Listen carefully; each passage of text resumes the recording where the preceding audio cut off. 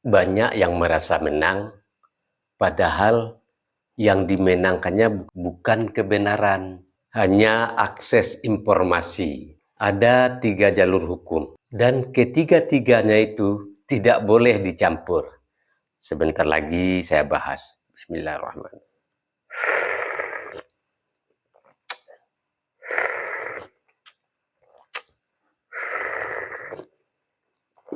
Alhamdulillahirrahmanirrahim.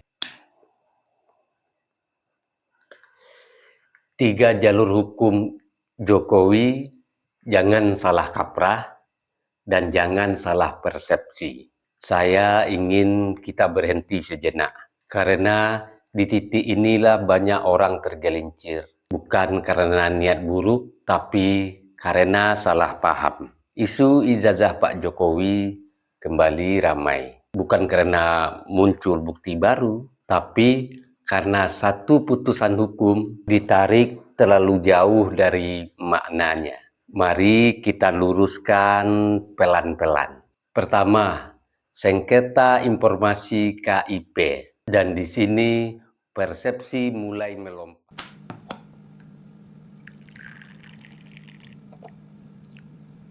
Sahabat, ngopi dulu.